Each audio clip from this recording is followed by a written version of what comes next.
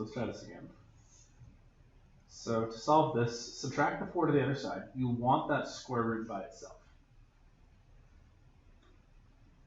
Then when you square both sides, I want to make sure everyone's really clear on this. When you square this side over here that's x minus 4, make sure that you don't miss the middle terms. It's x squared minus 8x plus 16. Everybody catch that? Don't just square the x and the 4, because what this really implies is x minus 4 next to another x minus 4. And you got to FOIL all 4 terms, right? So don't miss that. Anyone miss the 8x in the middle there? Okay, so just make sure you're aware of that for the future, because every time you get one of these, that's going to happen. Okay. At this point here, and I'll give you seconds to catch up here. But once you get to this point here, doesn't it just look like a quadratic? So you just solve it with however quadratics get solved. So you can kind of see why this shouldn't be lumped in with dash 2. If kids were struggling in dash 2 type stuff, because it was just hard enough just to solve these sorts of things, well, now adding this onto radicals, doesn't that just make it really cruel? To be like, well, you weren't able to do the solving quadratics back here, and oh, look, they're back again, right? So this is one of the reasons why, at this point going forward, this is kind of where dash 1, we kind of just continue doing this and go, hey, look, a quadratic. I know how to solve a quadratic. I'm sick of it, because I'm doing physics, or, right? You're sick of doing quadratics in physics, some of you. Right, so at this point here, just make it equal to 0. X squared minus 10x plus 21. X minus 7, x minus 3. X is 7 and 3. You can use the quadratic formula as well. Is it the one that's right below it? Good. So now that you can see the answer right below it. Any questions on how that works? So essentially to solve a radical, get the radical by itself, square both sides. Don't forget to square the middle terms, that's really important. Square roots will be gone, it'll probably be quadratic, solve it like a quadratic. And like Darian just pointed out, it's actually my next slide. But I have to re-bring up a term we've used before. It's called an extraneous solution. You guys remember that word from before? It's a catch-all term that refers to, you get a solution, you didn't do it wrong, like you didn't make a mistake, but when you check your work, you discover that you have an answer that's non-logical for some reason. And you have to check your work a lot. Watch this. I said that x was 3 and 7. If I plug the answer back in, right here, if I plug in 3, 2 times 3 is 6 minus 5 is 1, 1 plus 4 is 5. How does it equal 3?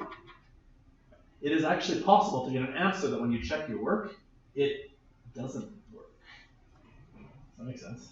Actually, it shouldn't make sense, right? Because it's totally nonsensical. How is it possible to get 2 answers, not do your work right, but what ends up happening is you pick up an extra solution due to the like squaring of both sides. So you have to check your work and say, well, 7 works. If I run 7 through this, it actually equals the same on both sides, but it may not. So long story short, check your work. And it kind of stinks because you actually have to check your work all the way through. So, for you guys, we're going to do this in rationals, radicals, and then later next year, we'll also put this up in logarithmics as well. So the analogy I gave was like phantom limbs. Did I do this before? Where like a person thinks they have a limb, but they really don't. I don't know if the analogy is great, but I think it's kind of like this. Where you pick up an answer and it's not really. Okay, let's try some more. So for this one right here, are we ready to square both sides? No, because of this minus 3 sitting here.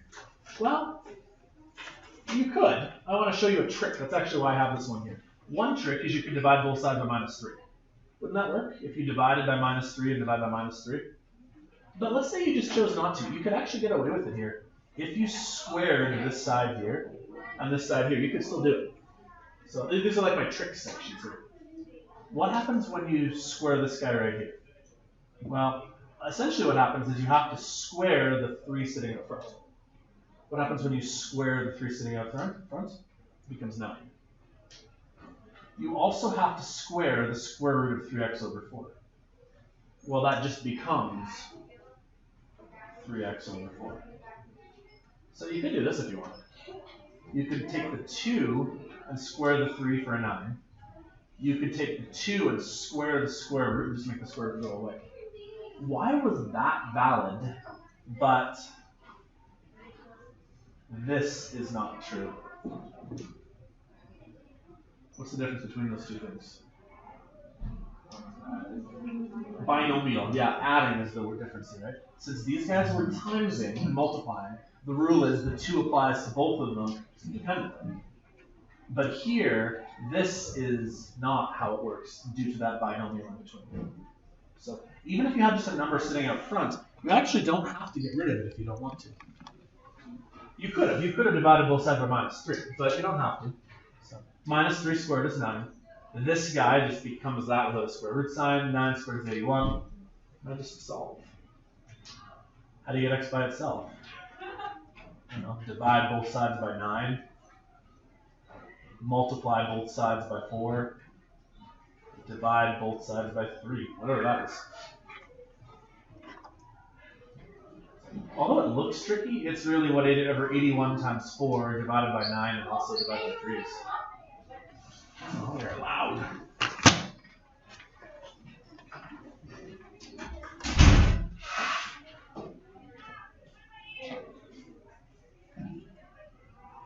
$12?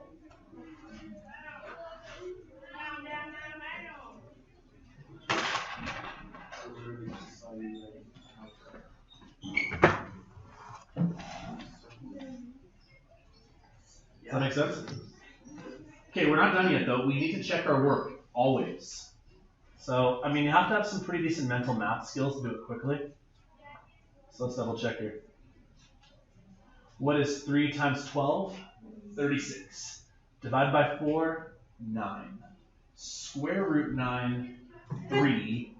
Times 3 by -3. No solution. You were wrong, dude. You said 8B. That makes sense? So you do need to double check your work just to make sure that it's possible. Right? But double check again, right? 3 times 12 was 36. 36 over 4 was 9. Square root 9, this is all 3. -3 times 3, though, is not 9. It's -9.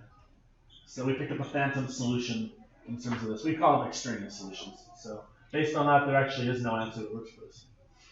Think about that. You're square rooting something. Well, square root times by a negative has to be a negative. But this is a positive, right? So actually, it wouldn't have worked. Okay, let's try this one. I would say here, let's add 2 to both sides. So the root of x minus 3 equals x plus 2. Is this an opportune moment to square root? Yeah. You got the square root by itself. It's a good time. Just make sure you don't miss the middle terms when you FOIL the far right-hand side. So you'll have x minus 3, and it'll equal x squared plus 4x plus 4. Quadratic, right? So throw it all back to one side.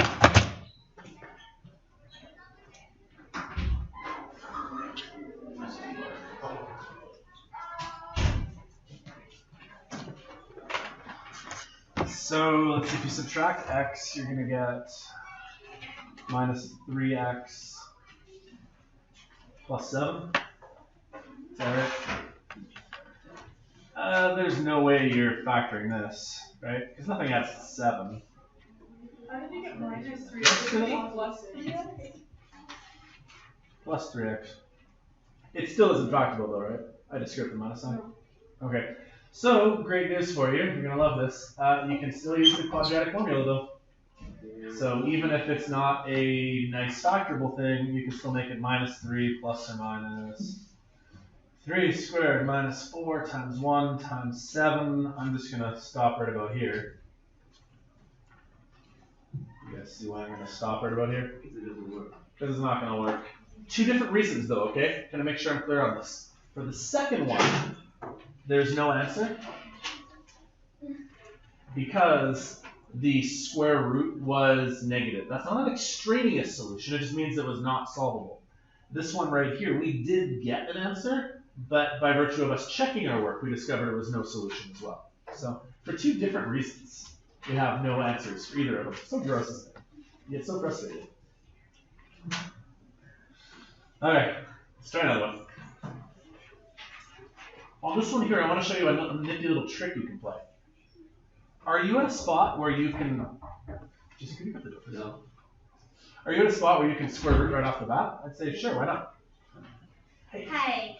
So apparently all of the students who are in my -2 class are going to go work in a common area. So I'll just go there? Yeah. Okay. Thank you. So you can square both sides, right? But I want to give some advice here. Let's say you did x plus 2, and you didn't actually square it out. Let's just say you wrote it next to x plus 2. Can I see why I would suggest not to FOIL it out? Some of you are getting some like aha moments here.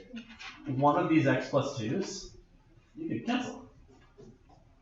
See what I mean? So then you don't have to use quadratics. Right. So one thing that really separates us going forward, if you can see these sort of nifty tricks in advance, I've been saying this to a lot of you guys going forward. If you did x squared plus 4x plus 4 equals 5x plus 10, you're not wrong. But there's a better way, right? And if you can find the better way, that'll save you some time, because now it's just x plus 2 equals 5, subtract 2, x equals 3. So much faster, right? But you have to notice that stuff.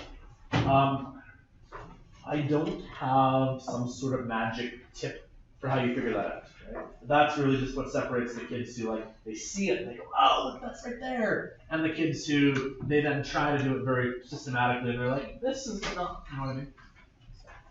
Check your work. Don't ever forget to check your work here. 3 and 2 is 5. This 3 and 2 is 5 times 5 is 25. Square root it, yeah, it works.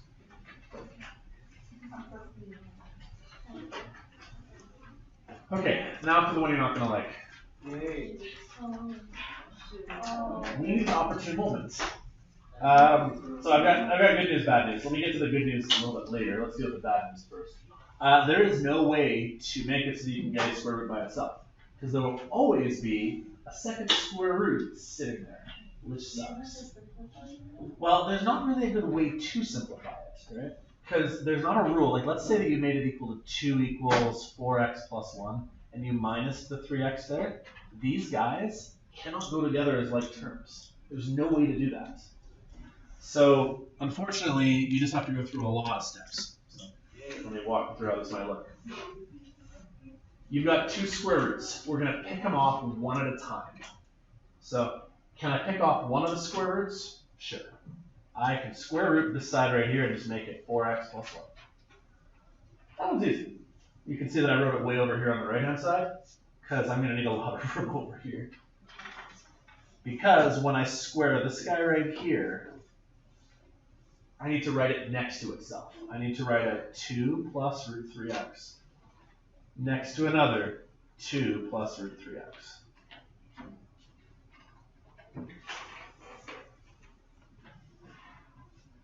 So have I eliminated one of my square root signs? Yeah. But I've got an issue. This left-hand side over here, when I FOIL it, I am still going to have square roots. I'll show you how to deal with that in a second. So let's FOIL it out. 2 times 2 is 4. Root 3x times another root 3x is straight up just 3x. But the other 2 terms, they're going to have square roots still. You're going to have a 2 root 3x, and you're going to have another 2 root 3x. Does that make sense? So when you FOIL them all out, 2 times 2 is 4. Root 3x times root 3x straight up just is 3x. This one here will give you a 2 root 3x. And that one there gives you a 2 root 3x. We still have square roots. It's actually not horrible.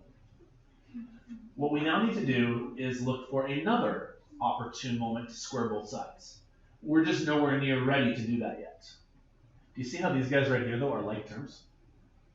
This will always occur, the way this should happen, right? And so, would you guys agree that you have 4 root 3x's on this side here? Because you have 2 of them here and 2 of them here, right? The other 2 terms here, the 4 and the 3x, we need them gone. So send them that way. So if you have 4x right here, and you subtract this 3x right here, you'll have x. And if you subtract 4 over here, you'll have minus 3.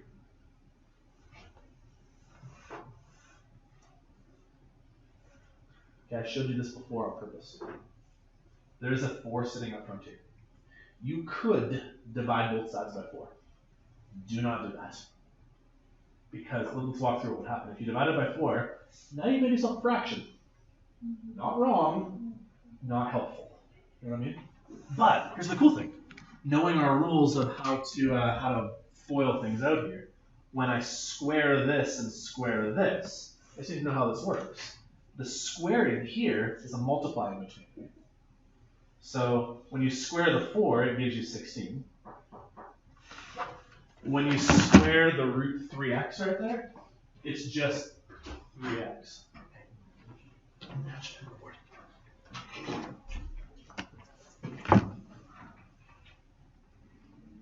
And then this guy over here, again, just don't miss the middle terms, right? So it's x squared minus 6x plus 9.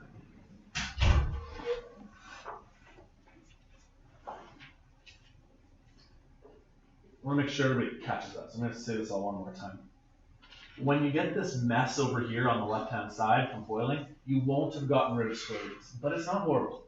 The 2 things that are square roots, they should have like radicals. Otherwise, something went horribly wrong. So it means you should be able to combine them together, but now you have a 4 sitting up front. The non-square rooted terms are strong on the other side. Then when you square both sides, the cool thing here is that you don't have to get rid of the number sitting up front. It's not really an issue, right? You just square it, make it 16. You times it by this guy, you just pull the square root off. And then you FOIL this out. Now it's not so bad. 16 times 3, 48. So bring the 48 to the other side. And make it x squared minus 52x. No, 54x. Plus 9. That makes sense? Okay, one last thing. In interest of being nice, whenever I give you a question like this, I will always ask you just to stop at a quadratic. And I will say, I assume that you have the ability to solve it if you had to. So, because hopefully you agree with me, this is kind of a mean question. It is something that I need to expect out of you at a Dash 1 level. But to make things simpler, I will assume we've done the quadratic formula probably 1,000 times by now. Right? So I'll assume that unless you've forgotten how to use the quadratic formula, I will let you stop here and say, this would give me some answers if I cared to take the time to solve it, but I'm kind of sick of it. Does that make sense? So I will always let you stop here. On a test, I will probably phrase it like this. It'll be ax squared minus bx plus c, and then your answer would be 1, 5, 4, 9, and it would probably be numeric response. It will be. That's probably how I'll phrase it, right? I'll say, find me the x squared, the b, and the c values here. And you say, okay, well, this is a 1, this is a 54, this is a 9, right? And then it'll be numeric response. You could go through and solve it, but I just hopefully get the point here. It doesn't make it better. It's a lot of work. Questions on that one?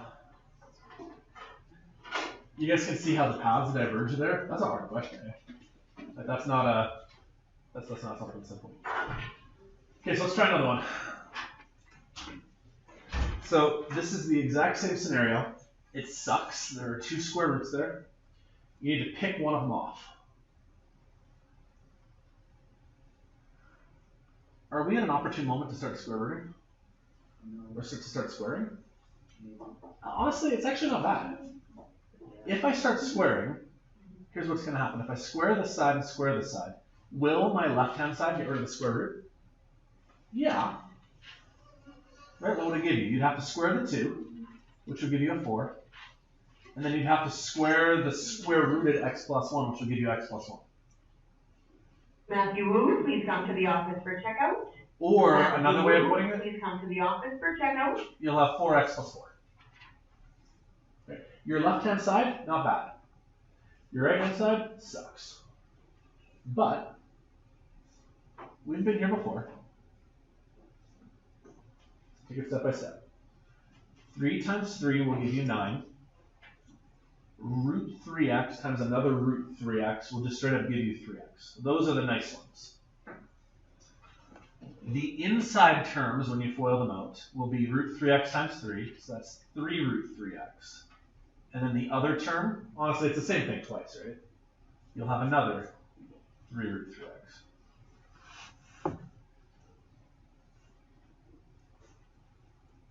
You guys okay with me for that step there? Okay, so the rule here would then be combine the like terms. Don't be afraid of the coefficient up front, it's not a big deal. The terms that are not square roots, throw them on the other side. So minus 9 from both sides, minus 3x from both sides, means you'll have x minus 5 sitting over here.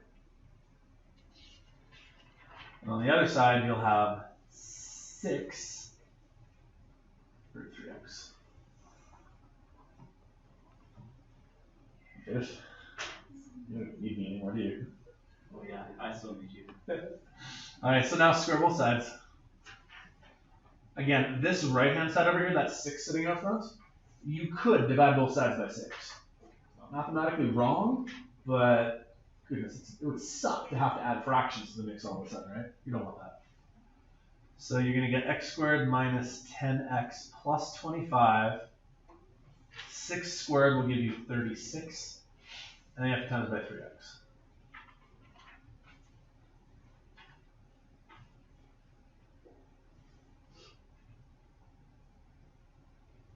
This is what you got there, Ian? No. That's all the back of John. You got this one? Okay. See, this is why I Oh, wait, still I'm not need done you. though. I would get that. Let me know if you don't get this here. I'll see if I can troubleshoot yours. Oh shoot, I see it. You just did that. Yeah. Got this.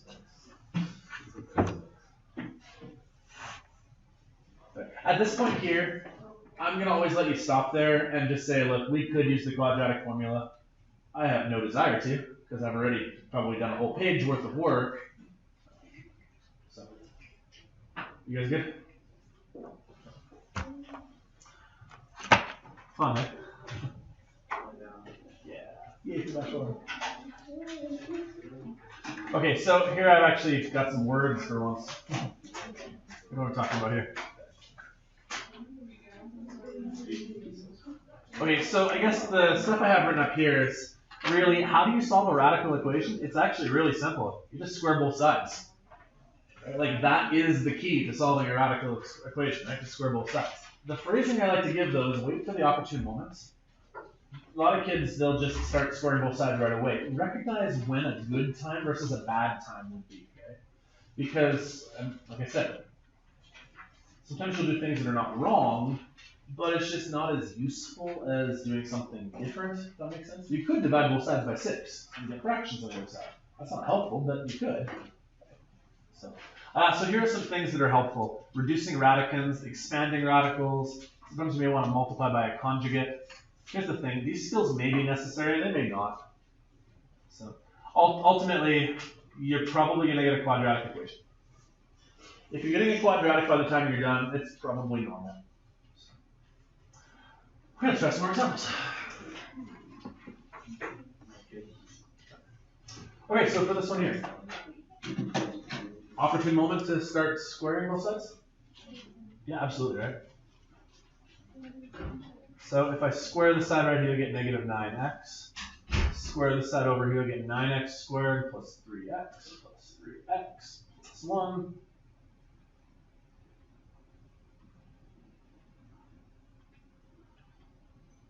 Okay, it's really no longer a radical. It's now been turned into a quadratic.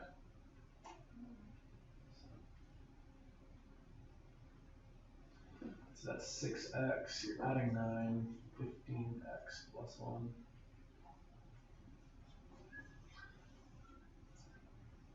You get to that quadratic there? Yeah. Okay. Is it clear that we're not going to be able to factor this? We need numbers that multiply to give 9 and times to give 15. Sorry, multiply to 9 and add to give 15. Oh, I'm just. We could use the quadratic formula on this, right?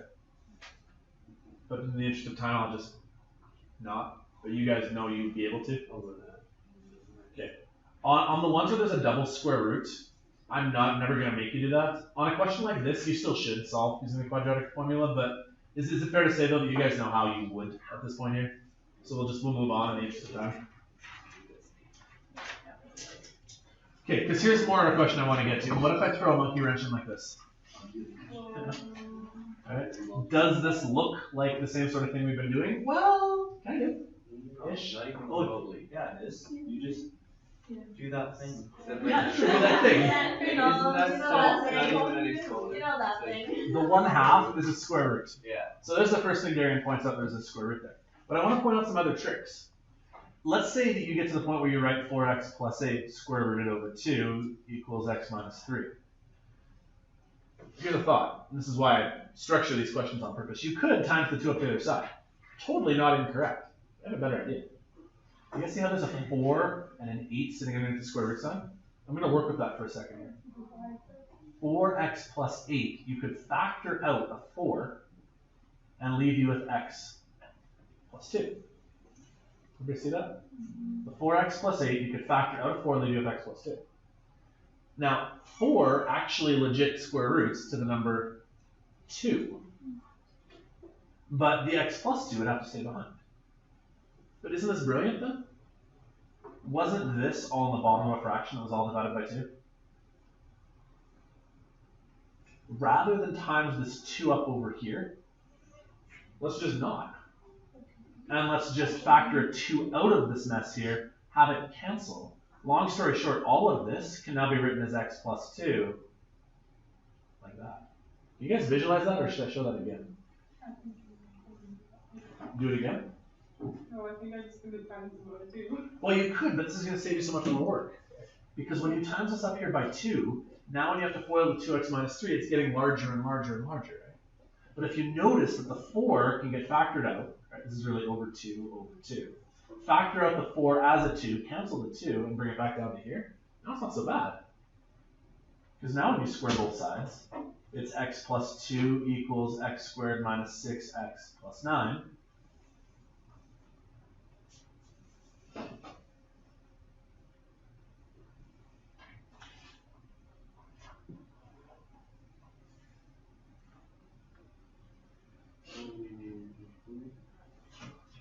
Right. Could you use the quadratic formula at this point here? Okay, then we'll just stop.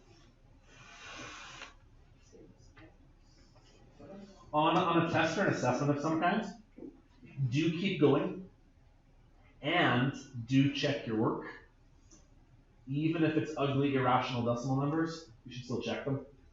If you guys know how to save them in your calculator as like an A or a B, like I do in physics class, it's a really good way to do that. Does anyone know how to do that? I should show you. Let's say that you get the answer 2 plus the square root of 87 divided by 9, and like this is your answer. To check your work, what I would do, guys, I would go store, S-T-O, that's stored as like the letter A, and then every time I had to type it in the equation, I would go like A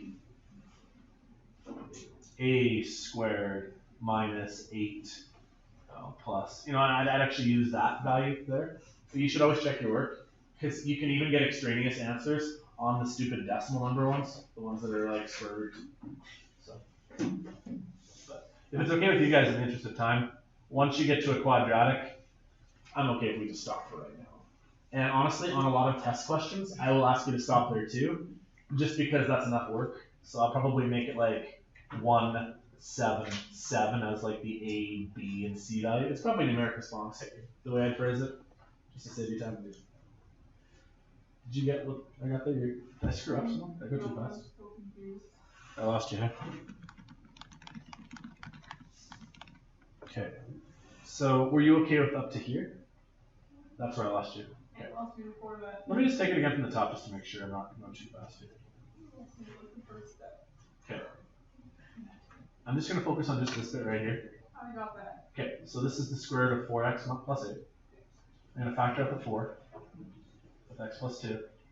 And then we recognize that 4 actually square roots to 2. But the x plus 2 is going to stick behind. Well, why don't you just push the 2 out of 4? Okay, This 2 right here? I don't get, like, I thought you were taking out the 2, like taking out the 4 outside of the square root, and As then a x 2. plus 8 left. Oh no, it should be x plus 2 left.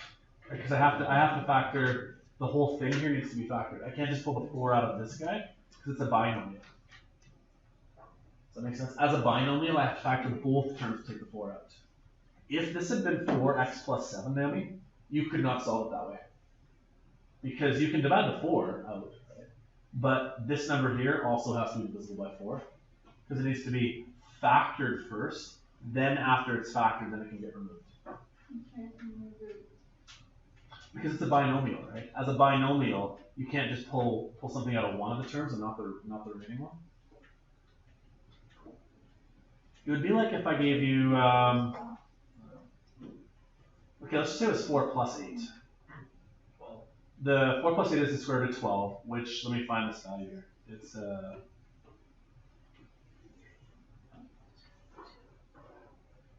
which is 3.46. That makes sense? What I could do, what's allowed, is I could factor out 4 and make it 4 bracket 1 plus 2. Like that. Then this 4 right here can come out front and make it a 2 square root of 3. Which really, this is what we knew it was going to be anyways. Isn't 12 2 root 3?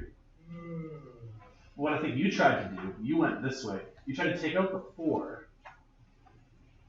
and try to turn the 4 into, like, say, a 2 on the outside, and you tried to leave the root 8 on the inside. And you use the 8, take out the 2, leave 3. Okay, but that's what I did essentially, right? Yeah. So the 8 I took out a 2 as well. That's what. So I'm taking a 2 out of this guy and a 2 out of this guy, but essentially there's only 1 2 coming out on the front. That 2 cancels with this 2 right here, making it not so bad to work with. That was the whole premise of this, is that since this is an over 2, rather than timesing it up there, which you can see that's going to make it more complicated, I can just cancel the 2 from here with the 2 that's always been down there below it. No, it's not so bad.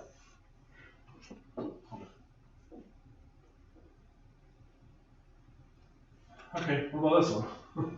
You guys haven't already started on it. Are we at a spot where squaring is appropriate yet? Probably not. It's just one of those days.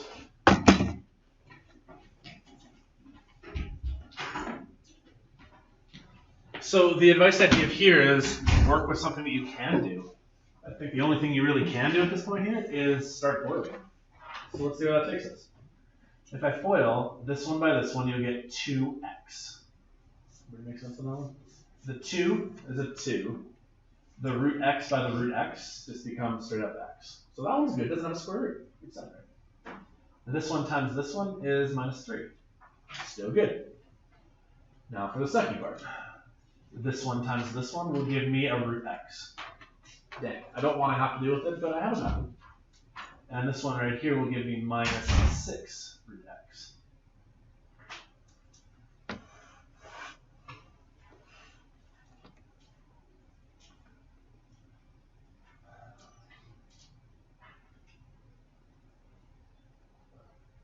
We need to get rid of that square root of x, right? To do so, we need to have it kind of more or less by itself. We have to wait for that opportune moment.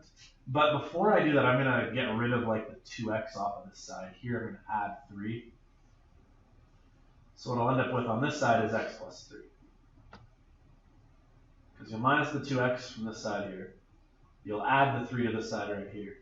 And then these guys right here, I'll combine them. They're like terms. You have 1 minus 6, so you have minus 5 root x's.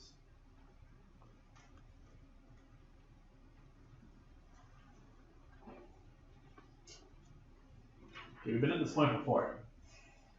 Could you divide both sides by minus 5? Sure, it's not wrong. It's not helpful. It's not wrong. I would just start squaring both sides. right? When you square this, you'll get 25. Don't forget, when you have minus 5 squared, it's positive 25. And then when you square the square root of x, you get x. And over here, you get x squared plus 6x plus 9. Subtract the 25 the other way. What's that? Minus 19x plus 9.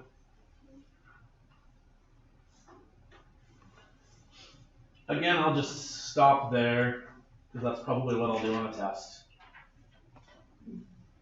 I could, in theory, ask you to keep going if I wanted to, and you guys would be able to if you had to. Should we do a few more practices on quadratic formulas? You good? Yeah. Any questions on that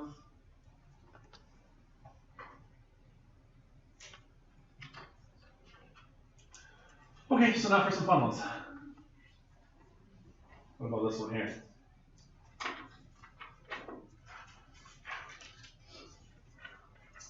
What do you think? Oh, It's not a bad idea. Yeah, multiplying by a conjugate is a good thought. I have another one though. You're not wrong. That'll work.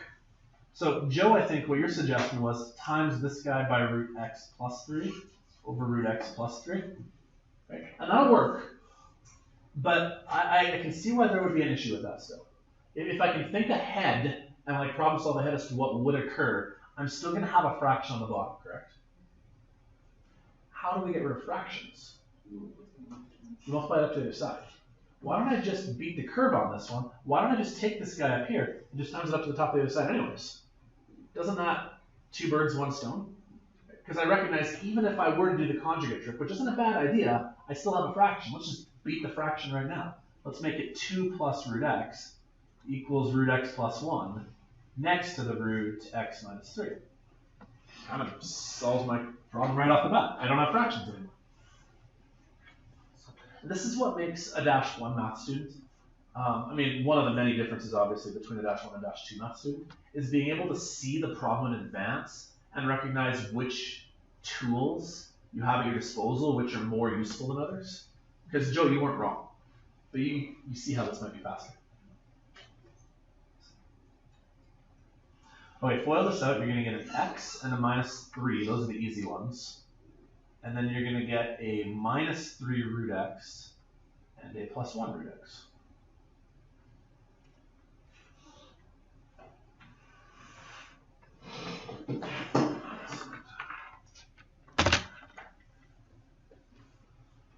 What's different about this one compared to the last ones in terms of the placement of the root x's? There's some on both sides now, right? So what we need to do is we need to put all of our root x's on one side. I don't care what side it's on, but combine them all on one side. And all of the other terms on the other side. So for me, my personal preference here probably would be to add the 3 root x to this side and get rid of that bit.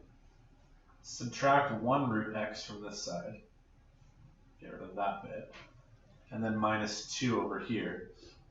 So that when I'm done, what do I have? 1 plus 3 is 4 minus 1 is 3 root x is right here, and it'll equal x minus 5.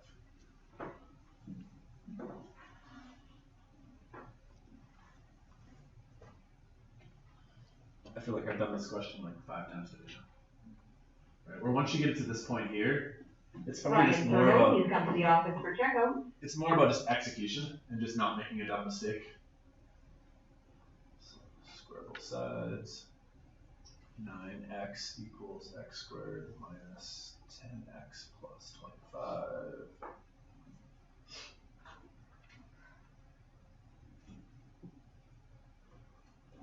And quadratic formula. Ta-da.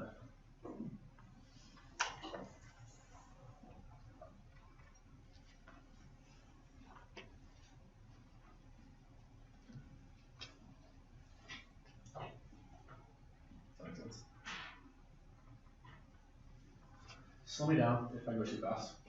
I'm kind of speeding things up now that we don't have everyone in the group. So like I'm not going to go through every single little step, but if there is one that I should go over, make sure you stop me.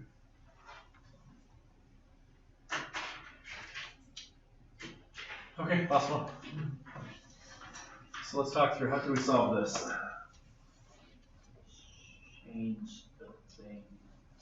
Sure, yeah. There's it down. You're talking this thing right here. Yeah? You're talking the radical exponent. Let's make it 6x over root 2 equals the square root of x plus 1. Switch into that. There's so many ways you could solve this. One option, you have a bottom of a fraction which is a square root. What we could do is multiply by a conjugate. It's not a bad approach. So since I have a little bit of time today, maybe I'll try this multiple different ways. What we could do, option 1, let's times by root 2 over root 2. It's not a bad idea. What will I end up with? You'll end up with 6x root 2 over 2.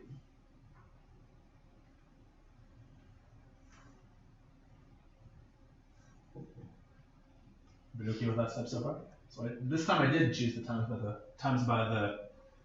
Technically this is not a conjugate, but we're just timesing by root 2 over root 2. You guys see how the 6 and the 2 right here? What can we do with that? Just make it into a 3. So let me write it better here. 3x root 2 equals root x plus 1. I'm actually at a really good stage for doing the whole opportune moment thing. If I can kind of predict in my mind what's going to occur, if I were to square this and if I were to square this, good things will happen. If I square this side over here, you'll just have x plus 1. What happens if I square this side over here? Well, 3 squares to 9.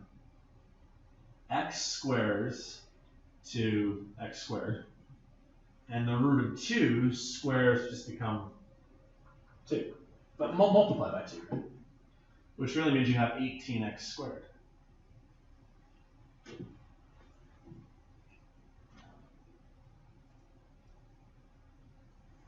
There. Something along those lines should solve it for me. So that's not a bad strategy. The multiplying by the conjugate thing actually worked out quite nicely in the end. It's just because, let me show you another idea.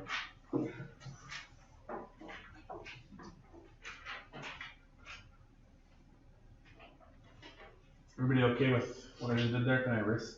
Yeah. Okay, I'll just leave it down there in red, and I really hope that I don't mess up because I want to compare it.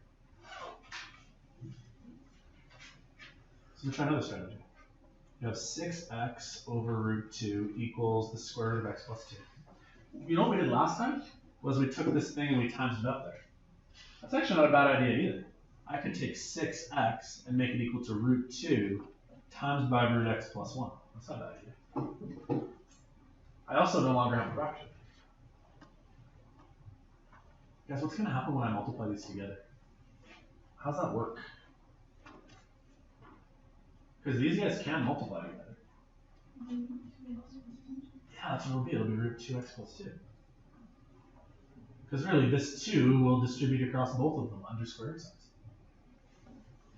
Now, when it's time for me to square both sides, this is an awesome time to do it. Let's square both sides. Now I've got 36x squared equals 2x plus 2.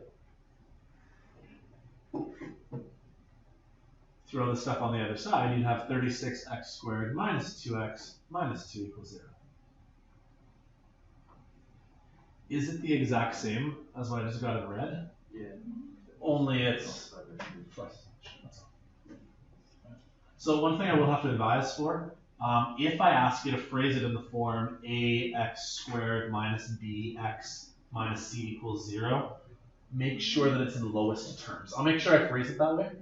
But like lowest terms would be 18, 1, 1, not 36, 2, and 2. So just make sure you're aware that like if all of these terms here are divisible by 2, you should divide them all by 2 just to make it as lowest as possible. So really at this point here, what I've tried to do is I've tried to show you a multitude of skills you have at your disposal. Really at the end of the day, to solve a square rooted equation, it's drop dead simple, you just square both sides.